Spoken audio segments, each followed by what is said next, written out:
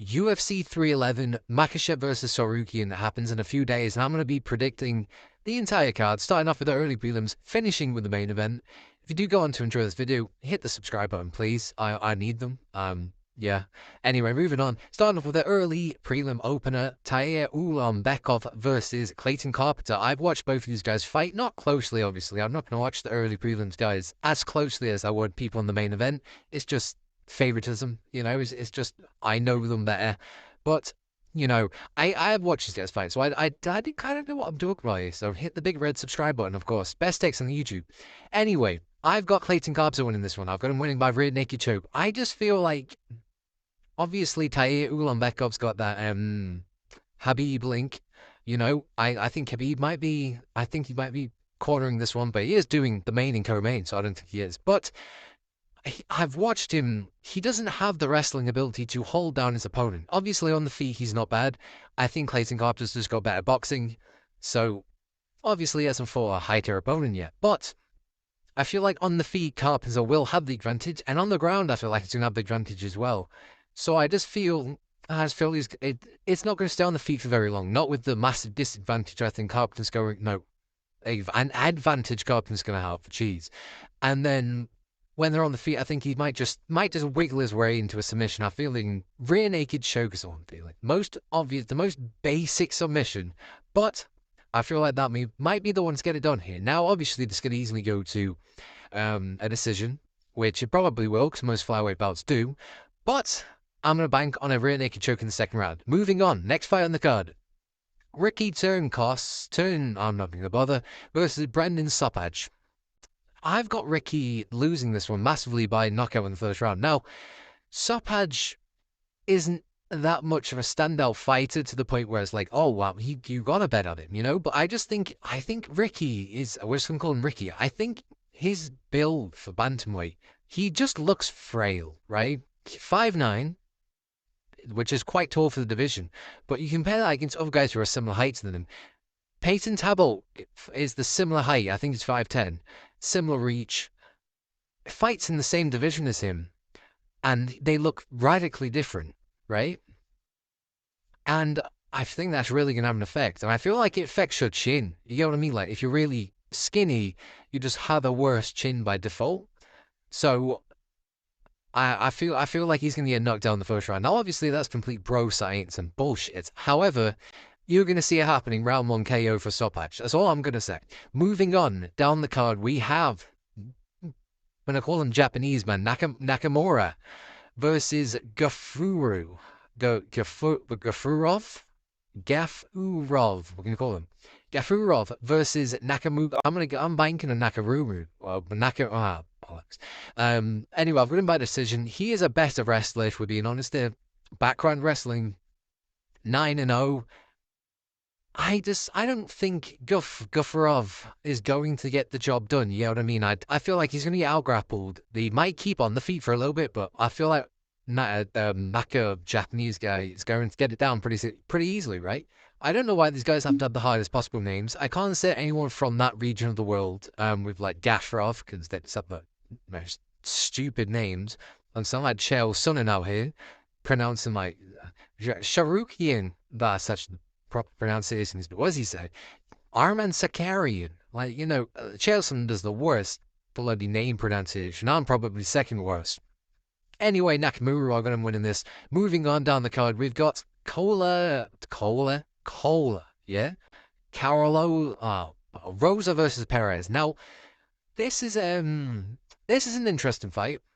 Some people would call it the shit break on the card. I wouldn't call it that, because I love watching MMA, and I like all aspects of MMA, which must also include, by extension, the women's aspect of it, which, you know, isn't too bad. Some fights are pretty good, some fights are also pretty dull. It's 50-50, really. But on this one, I've got Perez winning by decision. I mean, the problem is with Perez, I mean, it's gonna be a decision, right? I don't see a finish happening here. I do think, hopefully, it will be a scrappy fight, and it will be an entertaining fight. So I'm gonna bank on Perez. I'm gonna bank on a decision, and as long as it's scrappy and entertaining, I'm happy. I don't care who wins. You get what I mean? Anyway, moving on down the card, we have Grant Dawson versus What's his name? It's on my screen. What am I talking about? Fajea. Diego Fajea. There we go. I've got Grant Dawson winning by decision. I mean, could be a knockout, to be fair. Both stand-up fighters. I think Grant Dawson's good enough to hang with the topper guys, the higher-up guys in this division. Whereas Fajea, I feel like he's getting old. He's like 10 years older than Grant Dawson, you know what I mean? So I feel like Dawson's going to be more motivated, if you know what I mean. He's got a career ahead of him. Whereas Fajea is kind of like coming to the end of it. Now, obviously, once again, that's like me saying that I think skinnier guys have a worse chain in this matchup. So, obviously, you know, you got to take it with a grain of salt. But I do think Grant Dawson's going to win, and I feel like he's probably going to win by decision. I can see a knockout happening. Won't be a submission. If it's a submission, then I don't know what I'll do, but I'll do something. Probably a knockout, or maybe a decision. But I've gone for a decision. So, you know, what can you do? Moving on to the first fight on the prelims, Spivak versus Almeida. A lot of people are saying submission for this one. I'm saying Almeida by decision. It's going to be a boring fight. This is probably going to be more boring than the Perez fight, in my opinion, anyway. Because Almeida's just going to sit on it. You know what I mean? Almeida's going to come on and go, oh, boo. And just sit on Spivak for the entire fight. Might get a submission, might try and work. If he isn't trying to work to get a submission, I think the ref might stand it up. They're being a little bit more cautious around, like, you know, the holding people down on the floor type thing. But I can see Almeida just, you know, lying on him for the entire fight and making it very boring. But I've got Almeida by decision. That's a lock in my opinion. Moving on down the card, we've got Talbott versus Barcelos. 98% of people on Tapology think that Talbott's going to win, right? And I'm one of those 98. I think he's going to win by round 1 KO. Realistically speaking, okay, I'm going to go back to my original point on Ricky, because I feel like I haven't pointed out. Look at the build of Talbott here, right? And then look at the build of this guy, Ricky on the left. They fight in the same weight division. Same division, same height, very different builds. I think Talbott's definitely going to get this done. He has got very good power, very talented there as well. Joe Rogan loves to suck him off as well. Well, obviously, what I mean by that is, like, you know, it glazes him a little bit. Obviously not. You know, that'll be a bit. Anyway, moving forwards, I've got Talbott winning by round 1 KO. Moving on down the card, this was supposed to be Johnny Walker versus Gustaf. But because he's pulled out for some reason, I don't know why. All that I know is pulled out is Alenka, whatever his name is, has come in. Now there isn't a picture of this guy on the internet, so I've basically just stuck his face on Johnny Walker's body. Hopefully you don't mind. I put Gustaf to win first time and put him to win again. I mean, Johnny Walker was always going to get knocked out by him. I don't blame him for dropping out. Realistically, that was probably the smart thing to do because, well, he would have got flatline KO'd anyway. It's probably one of the dumbest fight matchups I've ever heard in my entire life. He has no chin. But in terms of this Billy Alenka guy, this is his first fight in the UFC. I've never even heard of him. So, you know, go have your shot, buddy. I mean, I feel like Gustaf's still going to win. Gustaf's nasty KO artist. I'm picking Gustaf to win. Anyway, moving on to the main card event. We're opening this fight. Kevin Holland versus Dariush. I've got Dariush winning this via plot armor. You know what I mean? Like, Tapology have it very close, 52%, 48%. I feel like Dariush is going to submit him based on the fact that he just looks like Turcios Duplessis Part 2. And Duplessis has managed to submit everyone and just beat everyone via plot armor. So I feel like Dariush will be able to do the same thing just because that style just suddenly works really well against everyone. But Kevin Holland is a master fraud checker. He's got some random Japanese symbols written on him. So I wouldn't be surprised if he gets it done via a knockout, maybe even a submission. Not a submission, he's not submitting him. But maybe even, you know, he decide to grind it out and speak to it and do a bloody podcast in the zone. Not in the zone, bro, I cannot speak today, man. Anyway, moving on. Renato Moicano versus Beneil Dariush. I've got Moicano winning this. Pretty simple for me. I've got a TKO. He's TKO'd his last couple opponents. Obviously, absolutely bent over. Benoit Saint Denis. Pardon me. Now, Dariush is obviously better, got better jiu-jitsu than Beneil, I think, neat. But why does it say Ryan Nakamura? Why does it say Nakamura? Oh, dear, man, this is really messed up. I'm just going to put it there.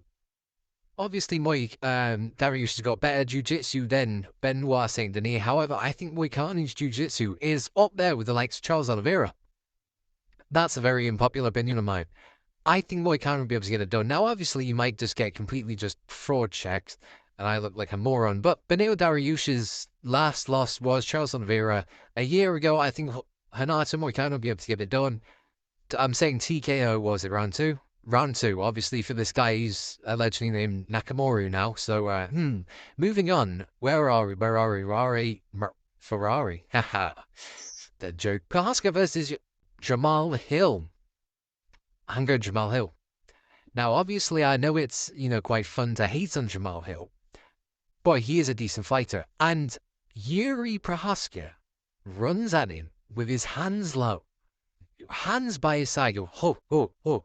Now, obviously, didn't work against Pereira. I don't think it's going to work against Hill. I think Hill's going to catch him. And I don't see Jiri being able to come back from that. You know what I mean? 3 straight. I don't want to bet against Jiri. I like Jiri, but you can't run at a guy with your hands by your side. Like, I know the unorthodox fighting, whatever, it does get some people, but it's just low fight IQ. It's ridiculous. Now, a lot of people are betting on Jiri to win. I wouldn't bet on Jiri to win, in my opinion. I think it's still going to be Jamahal Hill knockout. I'm saying round 2, but it could well be round 1. You know what I mean? Moving on to the co-main event, which is our first title fight of the night. Merab Dvalishvili versus Umar Nurmagomedov. Oh my, am I really going to throw the... I'm throwing the bag with this one. Anyway, I've gone with Merab because I despise Umar Nurmagomedov for some reason. I mean, obviously, I think he doesn't deserve the title fight. But I said Merab in my, in the little YouTube short, and you know what? I'm just going to stand my bets, right? I'm standing on business, and I'm saying Merab Dvalishvili's going to get it done. He's going to out-grapple him, he's going to hold him down, and he's going to do whatever he's going to be, you know what? He's just going to be shitter for longer. That's how he's going to win. And that is how Merab beats his fighters.